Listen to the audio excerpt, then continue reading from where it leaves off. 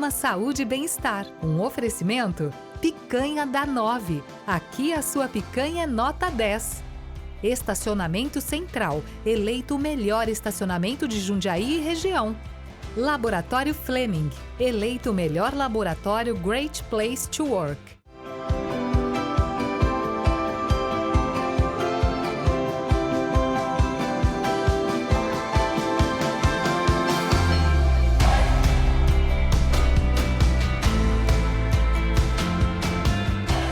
Seja muito bem-vindo à Saúde e Bem-Estar com Marcelo Menino. Hoje o tema vai ser osteoporose.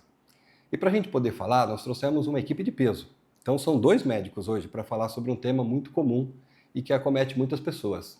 Está do meu lado aqui direito, a doutora Lígia Biló, que é reumatologista, e aqui do meu lado direito, mais na ponta, doutor Caio Guanais, que é endocrinologista. Sejam muito bem-vindos os dois. Aliás, são noivos.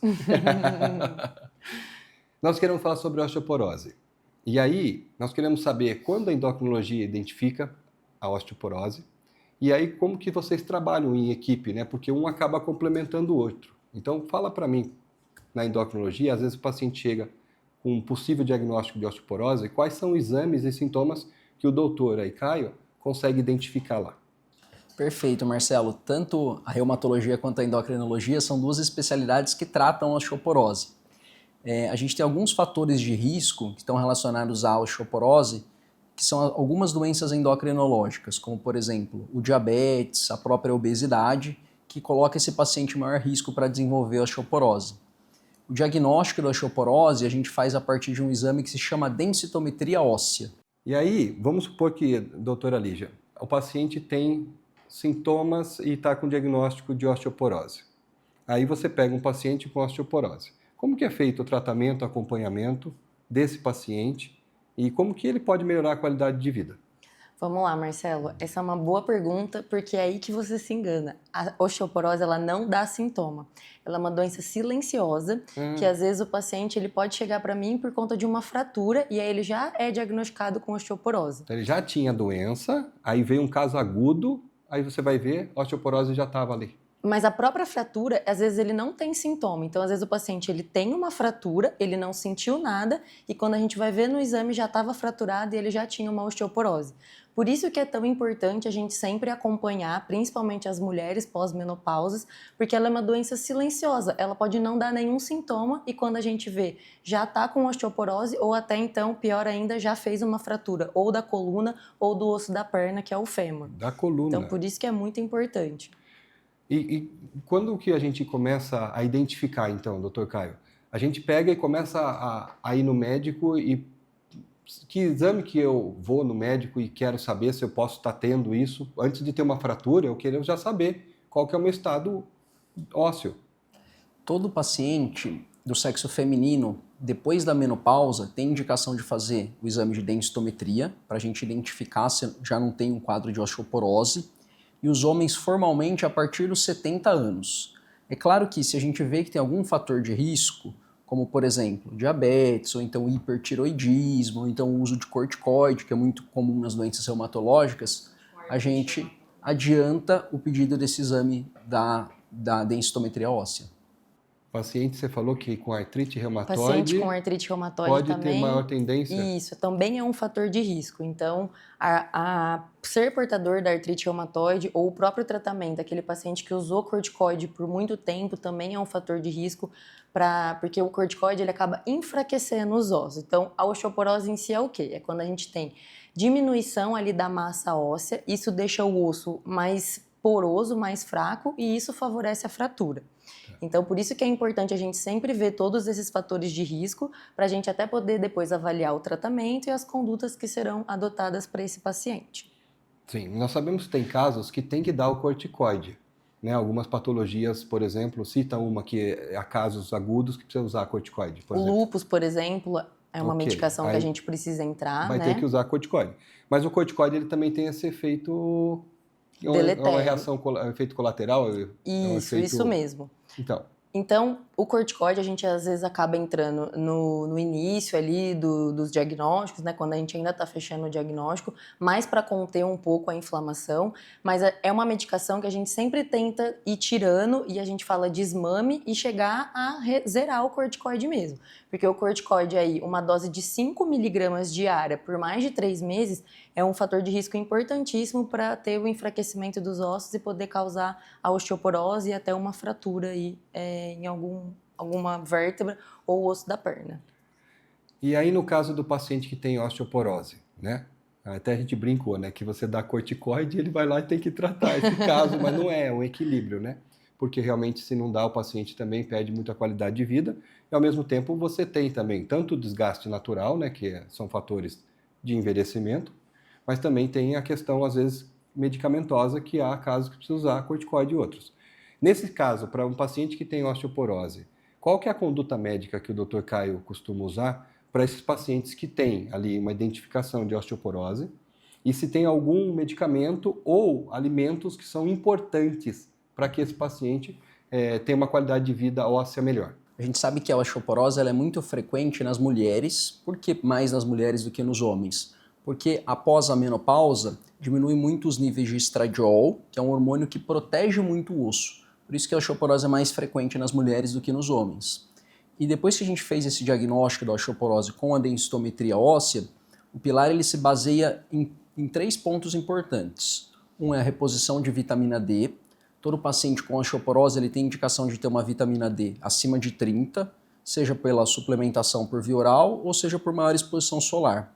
A gente tem que ter uma ingesta de cálcio adequada e a recomendação são 3 porções de cálcio ao dia. Então, dentre os alimentos, o leite, alguns tipos de legumes, iogurte, queijo, ou se o paciente ele não tem essa ingesta alimentar adequada de cálcio, a gente pode também suplementar o cálcio. E o terceiro pilar, que é a medicação propriamente. Existem atualmente diversas opções de medicamentos para o tratamento da osteoporose, tanto medicações por via oral, quanto medicações ou na veia ou que a gente aplica subcutânea. Certo. Nós sabemos que o uso de cálcio também em excesso ele pode dar outros problemas cardiovasculares. Então como que a gente faz para dosar esse equilíbrio e se existe algum fator importante da vitamina K2 associada ou não tem nada a ver? Isso é importante mesmo, porque a gente sabe que muitas das vezes as placas de aterosclerose, que ocorrem mais frequentemente ali, podem ocorrer no coração ou nas carótidas, o cálcio ele tem um fator que envolve essa questão. É importante que a gente não tenha uma ingestão em excesso de cálcio e a gente pode fazer o exame que é o cálcio urinário de 24 horas, que a gente consegue estabelecer ali se a ingesta de cálcio está adequada, se está muito alto, se está muito baixa. E o outro ponto qual que tinha sido da pergunta? Vitamina K2. Da vitamina K2. A gente tem ela tem algum papel importante nisso? A gente tem alguns estudos ainda incipientes, isso não é de total certeza na literatura, mas tem alguns estudos que mostram que a vitamina K2, junto com a vitamina D e com o cálcio, eles juntos melhoram a absorção desses nutrientes. E o paciente com osteoporose, doutora Lídia, ele pode fazer exercício ou não pode? Ele deve fazer exercício, Marcelo. E por quê? Então, principalmente exercício de força, tá? Então, quando a gente faz um exercício de força, o nosso osso, ele entende que está tendo um estresse ali e que esse osso, ele precisa remodelar. O que é isso? Trocar o osso velho, fraco, por um osso novo e mais forte. E aí entra, então, o tratamento, que é o cálcio, a vitamina D e quando a gente tem necessidade de entrar com alguma medicação, fazendo todo esse remodelamento ósseo. Então é muito importante, tanto até para prevenção e tanto depois futuramente para manter esse remodelamento ósseo. Tá. Então, só para explicar, pessoal, vocês entenderem a diferença. Existe a cartilagem, existe o osso, certo? Então, cartilagem é o que está entre os ossos. Isso. Existe o osso, que é a osteoporose. Fica poros, né? Ele fica mais fragilizado, o osso. Isso. Então, nós estamos falando sobre osteoporose. Tá? No caso, a osteoporose, quais são os medicamentos que você disse, né, doutora Lígia, que dá para repor um pouco do osso? Ele consegue se regenerar? Porque a gente gravou um episódio contigo semana passada, que a gente falou que a cartilagem ela não se regenera. Isso mesmo. Que você tem que fazer fortalecimento para proteger um joelho, uma outra articulação, porque ali não adianta tomar colágeno e ir lá achar que vai formar a cartilagem ali. Isso né? mesmo. Mas no caso da osteoporose, existem medicamentos que podem ajudar nisso. Então, fala para mim as opções que o Dr. Caio tem nos pacientes que têm osteoporose e como eles agem hoje, que a gente tem de última geração, e como que eles agem no organismo. Perfeito. A gente tem diversas classes de medicamentos disponíveis para o tratamento da osteoporose.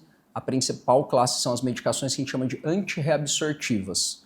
Os principais nomes são o alendronato, risendronato ou ibandronato. E a gente também tem uma opção endovenosa, que é o ácido zoledrônico, que o nome comercial é o Zometa.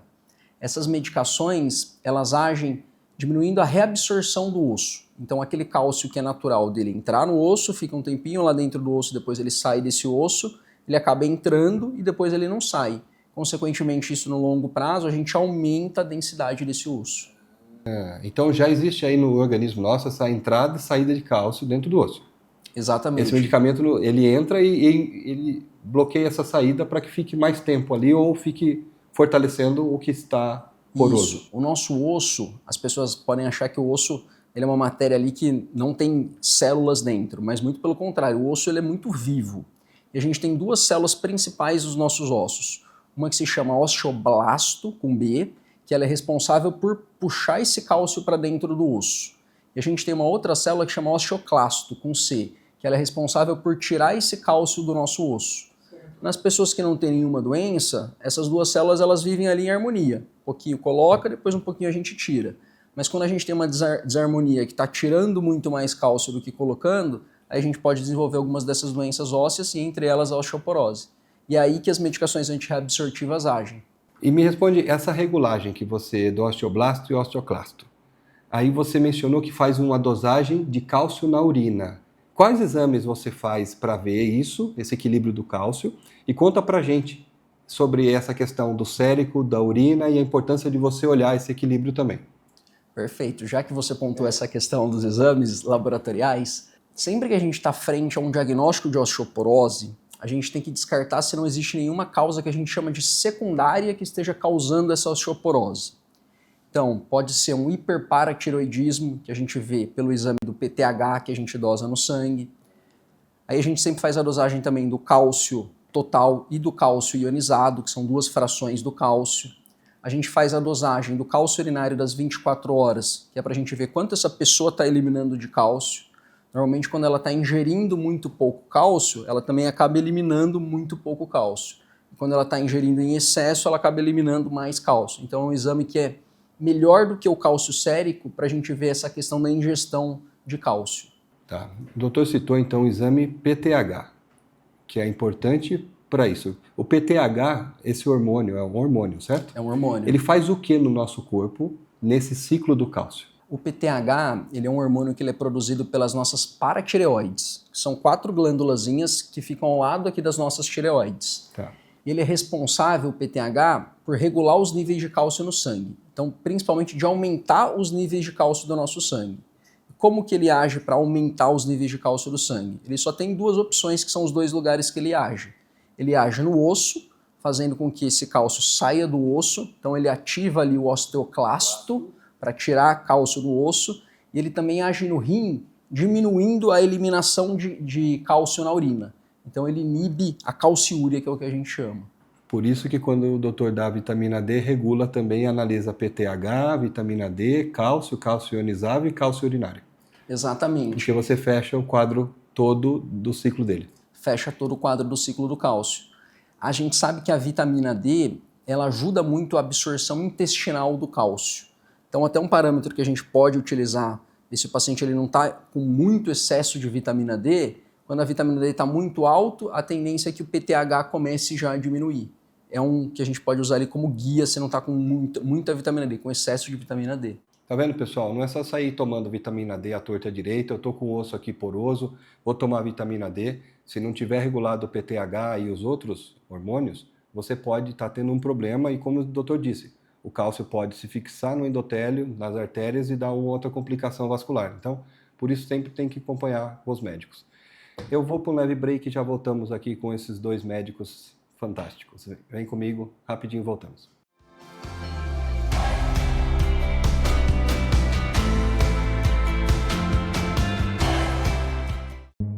Prêmio Destaque 2022 CDL Jundiaí. Melhor na categoria Laboratório. Flaming Laboratório.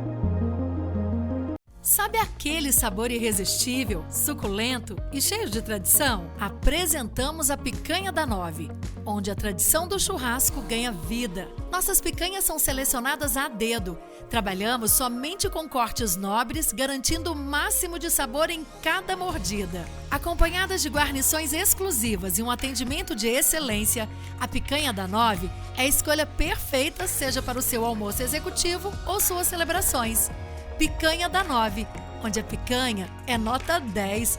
Venha nos visitar hoje mesmo e descubra o autêntico sabor do churrasco. Avenida Pedro Blanco da Silva, 608, Anhangambaú, Jundiaí.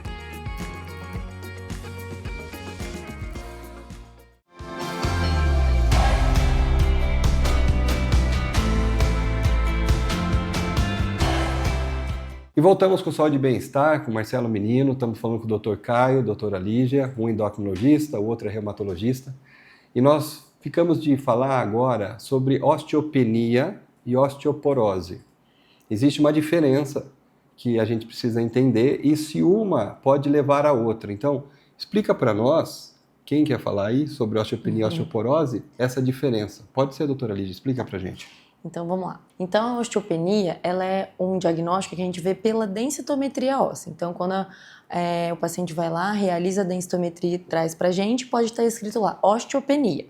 A osteopenia, ela é um estágio antes da osteoporose. Então, quer dizer que o osso ele começou a ficar fraco e se a gente não fizer nada para esse osso, a tendência dele é evoluir para a osteoporose, que é quando o osso está muito poroso e acaba aumentando aí o risco de fratura, tá? Então, a osteopenia, ela é um estágio antes da osteoporose.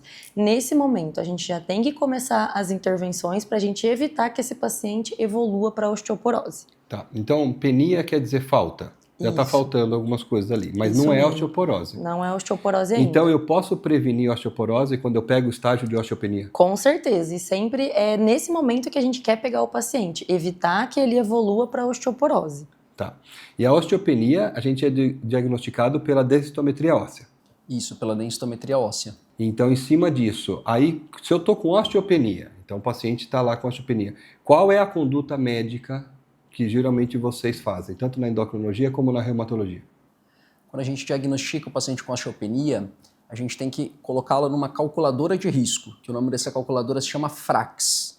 E a gente vai calcular o risco de fratura desse paciente. Se a gente vê que esse paciente, mesmo com osteopenia, ele tem um alto risco de fratura nos próximos anos, a gente já começa o tratamento com as medicações com esse paciente ainda em osteopenia. Se a gente coloca na calculadora e vê que o paciente tem um baixo risco de fratura, a gente pode só suplementar com vitamina D e com cálcio. E esse cálculo é feito em cima do quê? Da massa corpórea dele, é feito... Que dados você analisa para poder ver, olha, essa osteopenia, eu preciso fazer uma intervenção medicamentosa e essa osteopenia eu não preciso.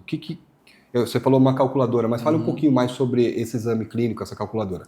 O FRAX, a gente pode entrar no site da Febrasgo, que a gente tem acesso a essa calculadora que é gratuita, e são vários itens que a gente vai colocando ali no FRAX. Eu vou pedir gentilmente, como é que é? Fracos? Como é que FRAX. FRAX. Eu vou deixar, porque isso é de conhecimento público, vou pedir para o editor colocar, tá bom? E a gente colocar porque é de conhecimento público, porque a pessoa já pode fazer ali, a calculadora, é tipo um autoexame ali, ela interage com o site e consegue. O FRAX ele foi feito para o médico utilizar. De modo geral, não é para o público em geral. Tá. E são diversos critérios que a gente vai ali pontuando no FRAX, como, por exemplo, a idade do paciente, se os pais já tiveram alguma fratura, se o paciente já utilizou corticoide alguma vez na vida, se o paciente é tabagista. A gente pode colocar também os dados da densitometria óssea no FRAX. Tabagismo leva à osteopenia? Tabagismo é um dos principais fatores de risco para a osteopenia e para a osteoporose. Quais são os principais fatores, então, que a pessoa pode desenvolver a osteopenia?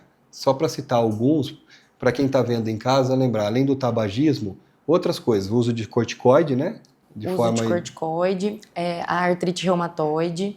Então, o paciente diabético também acaba tendo um aumento do risco. O paciente etilista também tem maior risco de desenvolvimento da doença. Etilista. Uma coisa importante também é o próprio histórico familiar. Então, o paciente que já teve pai ou mãe que quebrou o fêmur, tem um risco aumentado também de ter osteoporose, tá? Você fala do fêmur porque é um osso, ele é forte, ele é um marcador para isso? Não, é que quando a gente avalia a densitometria, por exemplo, a gente sempre faz de 2 sítios. Então, geralmente é coluna, lombar e o fêmur. Ou fêmur direito ou fêmur esquerdo. O exame é assim que se... Usam-se sempre esses dois, essas duas localizações para analisar. Isso mesmo. De outros fatores de risco das doenças endocrinológicas, a gente tem a menopausa, o hiperparatiroidismo, o hipertiroidismo, o diabetes e a obesidade. Todas essas doenças são fatores de risco para o desenvolvimento da osteoporose. Tá. E no caso de osteopenia e osteoporose, pode fazer exercício, deve e por quê? Deve fazer exercício, Marcelo, principalmente o exercício resistido, exercício de força, seja musculação ou seja pilates. A gente sabe que o exercício resistido ele tem uma capacidade de aumentar a densidade mineral óssea e, consequentemente, prevenir fraturas. Eu achava que o exercício só aumentava músculo. Você falou aí que aumenta o quê? A densidade mineral óssea também. Densidade mineral óssea, pessoal. O exercício ele não só fortalece o músculo, né? Porque o músculo que segura o osso, né? Sim. Se você puser um esqueleto aqui, né? A gente aprendeu na aula de anatomia lá. Não tanto igual a vocês. O meu foi só 1 ano. Vocês aprenderam não sei quantos anos. Você solta o esqueleto, ele cai. O que segura é músculo, né? Isso mesmo. Só que além da músculo ser, você fazendo um trabalho resistido, ele aumenta as fibras musculares, então vai proteger o osso. Existe essa ativação dentro do osso. Dentro do osso também. Aumenta a atividade dos osteoblastos, que formam mais ali o osso. E é só o exercício resistido que tem essa comprovação. O exercício, por exemplo, aeróbico, natação, corrida, infelizmente não melhora essa capacidade de aumentar a densidade mineral óssea, exato. É musculação, ou então pilates, ou então qualquer outro exercício de força resistido. Que legal, pessoal. Todos os médicos que vêm aqui, sem exceção, todos falam do exercício e comer bem. Todos eles falam. Aliás, deixa eu te falar, pessoas que têm desnutrida ou não comem fontes de cálcio, pode ativar isso mais cedo? Pode ter osteoporose mais cedo? Por um fator alimentar? Com certeza, Marcelo, porque como se o cálcio e a vitamina D, eles fossem o combustível para esse osso ficar forte. Tá. Então, o cálcio, se a gente não consegue pela dieta, né, que igual o Dr. Caio comentou, é em torno de 3 porções dias aí, a gente precisa suplementar. Então, é como se fosse o combustível ali daquele motor. Se não tiver aquele combustível, ele não vai conseguir funcionar bem. E uma dúvida, por que 3 vezes ao dia? Não pode comer tudo de uma vez só ou tem que comer fragmentado ou não? Porque o corpo vai absorvendo aos poucos ou não tem nada a ver? Precisa ser 3 porções Porque você ao falou dia. 3 vezes ao dia, várias vezes. Você não falou assim, ó, tem tantos miligramas de cálcio ao dia. Não, você falou 3 vezes ao dia, 3 porções. A gente sabe que a recomendação é de 1.000 a 1.200 miligramas de cálcio por dia. E o ideal é que seja dividido em 3 porções, porque se a gente comer tudo ali de uma vez ou suplementar tudo de uma vez, a gente não tem a capacidade de absorver todo esse cálcio perde. em uma tomada só, exatamente. Então se você fragmenta, o corpo absorve com mais qualidade. Exatamente. E você comentou da alimentação, até um fator de risco que a gente esqueceu de comentar, é a doença celíaca, que é uma doença que causa desabsorção, consequentemente a pessoa não consegue absorver ali o glúten, mas também tem uma dificuldade de absorção do cálcio, que também gera, no longo prazo, osteoporose. Tá. Nós estamos indo para a reta final, eu vou fugir um pouquinho, mas está falando de osso. Nós estamos falando de osteopenia e osteoporose. Mas eu tenho uma dúvida. Tem pessoas que crescem osso. Isso acontece? E por quê? Porque tem pessoas que às vezes aparece o bico de papagaio, não sei se é crescimento, mas tem pessoas que às vezes crescem um osso na lateral. E não necessariamente, às vezes, é um ácido úrico, uma gota. Isso é por quê? Vamos lá, Marcelo. Tem, acho que 2 coisas importantes da gente falar aí. Primeiro que na própria osteoartrite, a artrose, às vezes a gente pode ter a formação de alguns nódulozinhos, que são as neoformações ali, causando essas deformidades que você falou. Mas tem uma outra doença muito importante do metabolismo ósseo, que a gente chama de doença de Paget, que a gente, ao contrário da osteoporose, que a gente vai ter uma diminuição da formação, então a gente vai ter ali mais quebra do osso do que formação. Na doença de Paget, a gente vai ter uma formação acelerada. Então, às vezes, pode acabar tendo formações de algumas partes ósseas, principalmente aqui na calota craniana, no quadril, no joelho. E também é um distúrbio do metabolismo ósseo também. Se desse para pegar quem está sobrando, jogar em quem está faltando. Mas tá bom. Pessoal, esse foi o episódio de osteoporose, doutora Lígia Biló, Caio Guanais. e sejam muito bem-vindos a esse papo gostoso, porque acabou. Agora, infelizmente, a gente vai ficar só no até logo, e que vocês voltem mais vezes aqui, porque foi muito gostoso esse papo, e que a gente possa sempre ter papos bons assim, e esse foi o papo de osteoporose. E até semana que vem com um novo papo, um novo programa de Saúde e Bem-Estar com Marcelo Menino. Programa Saúde e Bem-Estar, um oferecimento Picanha da 9. Aqui a sua picanha é nota 10. Estacionamento Central, eleito o melhor estacionamento de Jundiaí e região. Laboratório Fleming, eleito o melhor laboratório Great Place to Work.